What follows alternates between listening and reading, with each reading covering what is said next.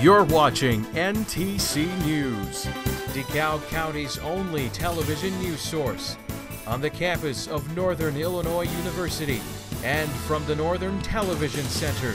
This is NTC News Tonight. Tonight, the city of DeKalb takes aim at bad landlords. Good evening. I'm Fiorella Cola. Thanks for joining us. And I'm Mike Lewis. The city wants landlords to keep a closer eye on the property and the tenants they rent to. Mayor Chris Polson and property owners are locking horns over apartment regulations.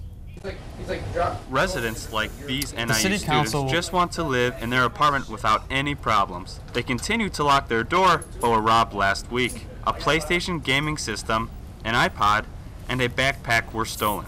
DeKalb police investigated and dusted for prints. The tenants are bothered and want changes.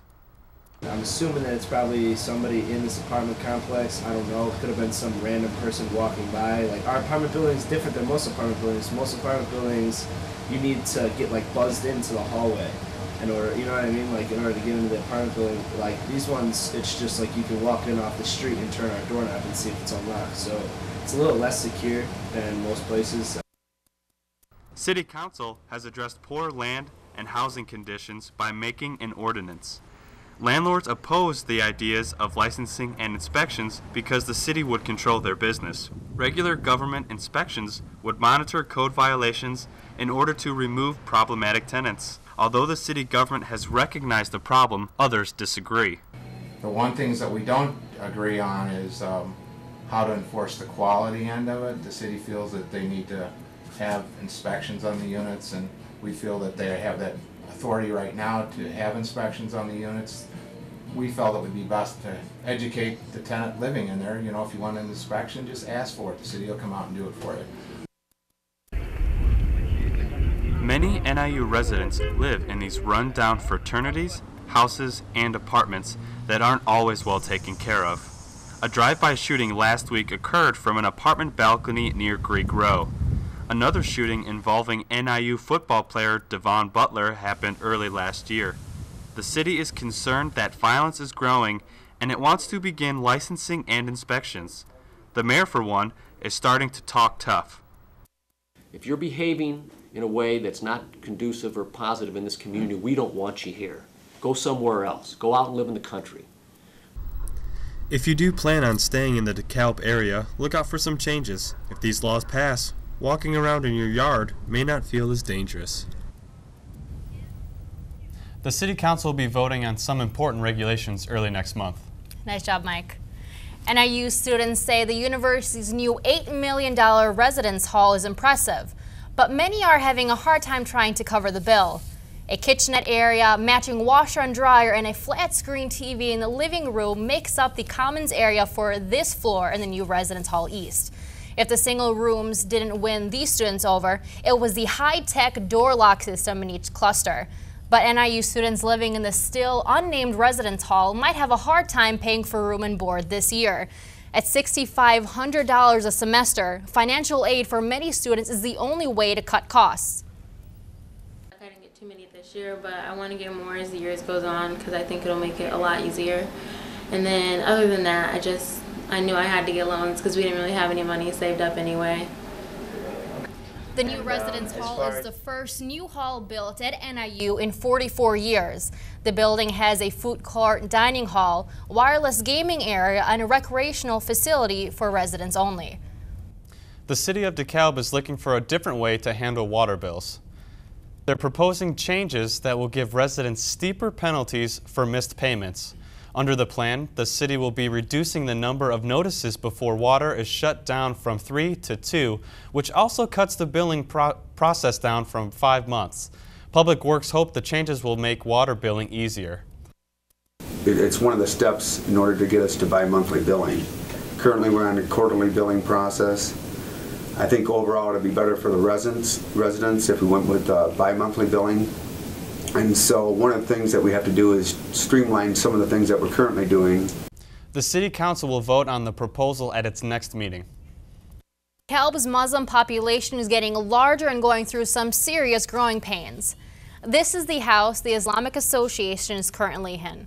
They're in the process of turning it into a new and bigger mosque. The new mosque is needed for the growing Muslim population of almost 700 people. But despite steps forward, they are still facing major disadvantages. The new mosque is not big enough to hold the entire congregation. So to accommodate the growing Muslim population, prayer services are held in the student center. I would like to go to the mosque because it feels different over there, because it feels like our own place and it's much more better than praying in a room. The Islamic Society is still very excited for their new mosque and will be converting the old one into a residential home. The high price of copper may have led to another theft in DeKalb. Over the Labor Day weekend, copper wire and tools were stolen from a ComEd substation 2 miles south of Interstate 88. Crime Stoppers is offering a $1,000 reward for any information on the theft. If you have any information, you are urged to call 815-895-3272. A high school student sues a teacher for sexual abuse. And the Chicago Symphony Orchestra goes on strike. These are today's State Lines.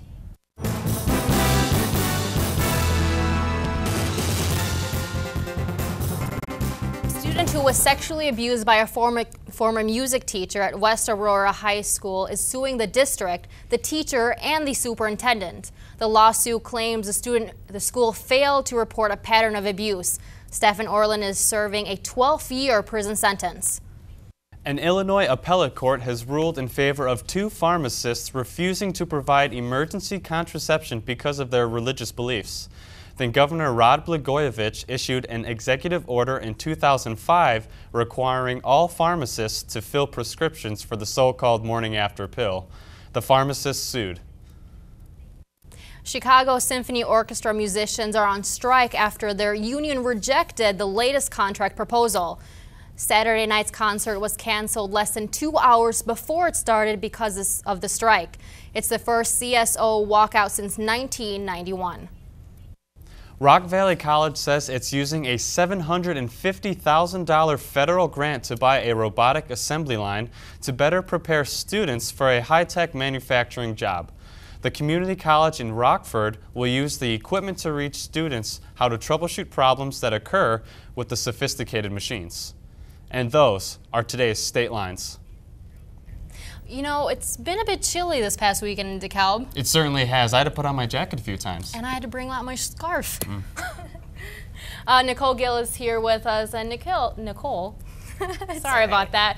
Can you tell us what the week looks like? Well, guys, honestly, for the rest of the week, it does look like temperatures are going to be below average, so it will be a little bit chilly like how it was this weekend. But, tomorrow, high is looking pretty nice, above average, so definitely get out and enjoy it. Like, I'll show you guys on our map.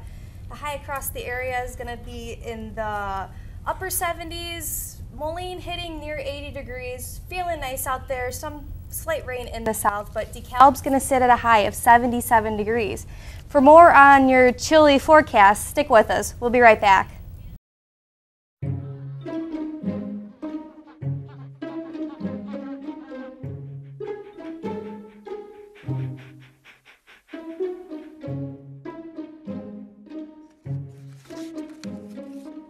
Oh, sweetheart.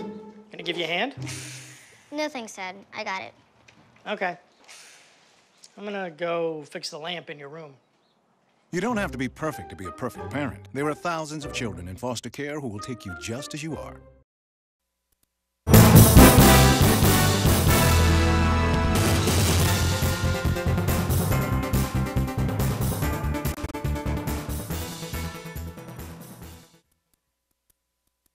Today's high sat around 70 degrees. It felt really good, but when you woke up this morning, it was a little bit chilly out there. We hit a low of 37 degrees overnight, but tomorrow's looking nice, but yeah, I'll tell you more about that in a minute. I'm looking at radar, nothing in our area. It's going to be clear for the rest of the week. Going to give you that little hint now. It's going to be pretty nice, but we have this cold front that's going to start moving through our area by tomorrow night. Definitely by Wednesday, it's going to push through our area, bringing us some chillier temperatures. Now tonight, mostly clear skies, low 49 degrees. Tomorrow is what you really need to enjoy. High of 78. It's going to be pretty nice out there, beautiful. Definitely go enjoy it. Mostly sunny skies. Hey, I can't complain about that. Tomorrow night, partly cloudy skies, low of 51, so not as chilly. Winds are going to be pretty calm coming out of the north. Now, looking at our 5-day, there's that sunny forecast across the board, but as you look at those temperatures are going to start to decline by Thursday, going into the weekend where temperatures are going to hover around the upper 60s, low 70s. So definitely sunny outside, going to be nice, but a little bit chilly. That's all for weather. Let's send it back to the desk. Thanks, Nicole. A peace conference isn't stopping the violence in Syria. And Trader Joe's is pulling peanut butter from their shelves. Here's what's happening in today's World Watch.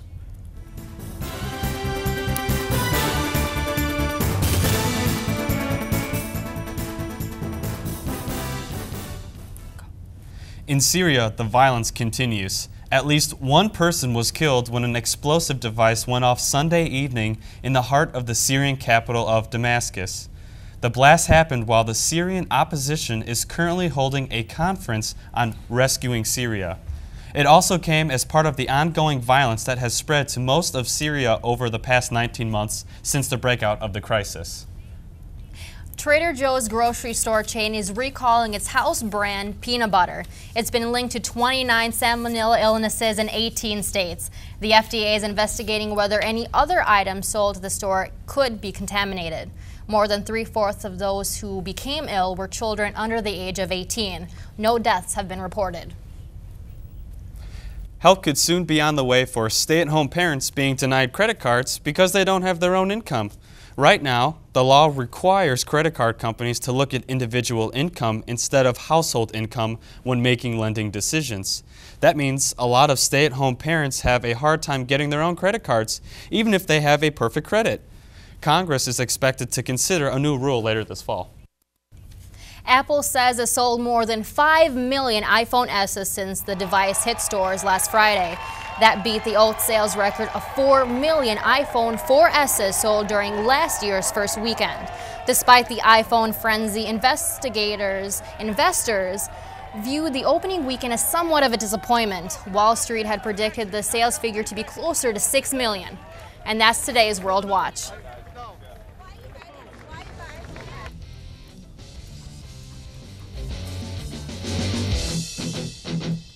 Boy, revenge sure is sweet. It sure is. That's right. It's time for sports with Eli Gain. Eli, tell us what happened this weekend. Well, the NIU Huskies hosted the Kansas Jayhawks this Saturday afternoon.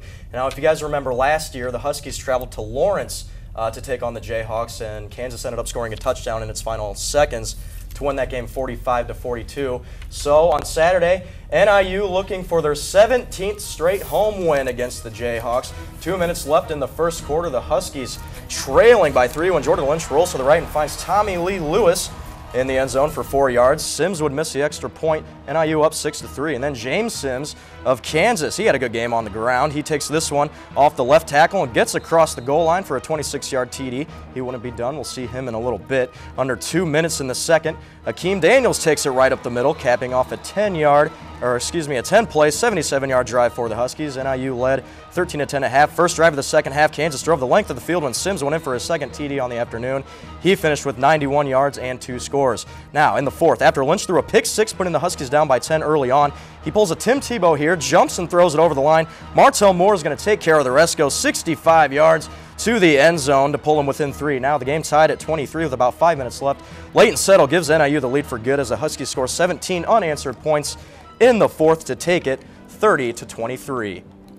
And so the pitch where the NIU women's and men's soccer teams took the field this past weekend. The Lady Huskies opened up MAC play against Eastern Michigan on Friday. Last week's MAC Player of the Week, Corey Frankenberg, had a game-high 7 shots on goal in a losing effort as NIU fell 1-0. And Central Michigan, they also paid a visit to DeKalb on yesterday afternoon. That game ended in a scoreless tie, and it puts NIU at a 4-4-1 record this season. The Huskies will hit the road this weekend to continue MAC play against Akron and Buffalo. And also, the men's team, they took the field as well. They went 0-2 at the New Mexico TLC Nike Invitational. The Huskies in the first game erased a 2-goal deficit against Denver to send it to OT, but would fall in the second overtime period 3-2. 2 days later, the 5th-ranked Lobos of New Mexico shut out NIU 3-0. Goalie Jordan Gotze struggled in the 2 games, allowing 6 goals on 18 shots. Those 2 losses send the Huskies to 1-5-2 this year. They will open up MAC play on Saturday against Florida Atlantic. And switching back to the football field, this time for high school, where the DeKalb Barbs hosted Streator on Friday night. And it was homecoming night for the Barbs, who were coming off a 38-17 loss to Ottawa last weekend. Both DeKalb and Streator came in with an 0-4 record, so someone is walking out with their first win of the season, and from start to finish, it was the Barbs who dominated throughout. Quarterback Jack Sauter, he looked like Mike Vick out there, and hey, he even represents the same number 7. He had 3 first-half rushing touchdowns, and Streator, they just couldn't even get anything going on offense. Here in the second quarter, the Streator quarterback, he's at the 15-yard line running for his life. He actually ran back to his own end zone. Defensive lineman Jonathan Bell and the Streator cheerleaders, you know, it's not even nothing to cheer about. I don't blame them. The Barbs led 35-0 at half and went on to win by a final of 49-6. And in sports notes today, the Cubs, White Sox, and Bears all took the field yesterday looking to pull off wins for their respective teams. The Cubs hosted the Cards, who are in a race for a wild card spot as the season winds down. Cubs starting pitcher Justin Germano gave up 4 runs in 5 2/3 innings as the Cardinals get the win 6-3 to stay in the hunt. Sox took on the Angels, trying to stay on top of the AL Central. Angels put up a 4 spot in the bottom of the 6th and never looked back, getting the win 4-1. Chicago does, however, remain 1 game ahead of the Detroit Tigers for the AL Central. And the Bears got back to their winning ways against the Rams after being pummeled by the Green Bay in Week 2. The Bears defense sacked Sam Bradford 6 times on the afternoon, and this pick by Major Wright, deflected by Tim Jennings in the 4th, shut the door on St. Louis as Chicago cruised to a 23-6 win, improving their record to 2-1 on the year.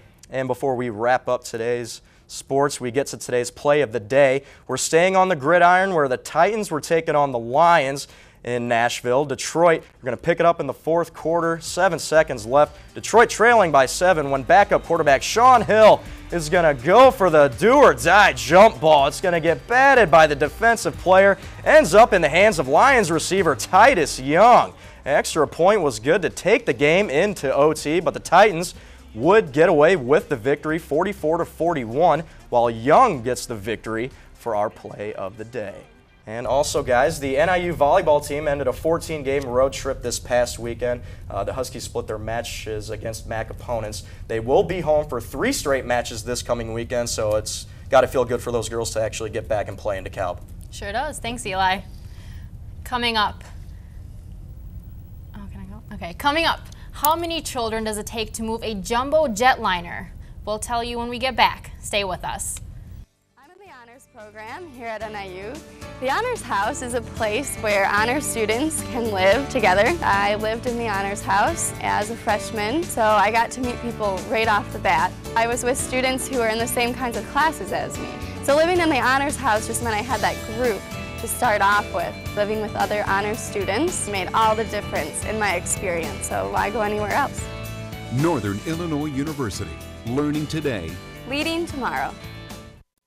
Give someone enough rope, as they say, and sometimes, well, in Japan, they're using it to play tug of war with a commercial jet. That's right, nearly 300 children and their parents managed to move this Boeing 787 at an airport in Tokyo. They used a series of ropes tied to the jet's airframe. The Man vs. Machine Tug of War is an annual event intended to boost public interest in aviation.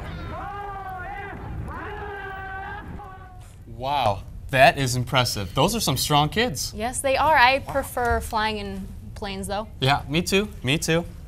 Well, that's all for us here at NTC. Thanks for tuning in. Be sure to join us here at the same time on Wednesday. Have a good night.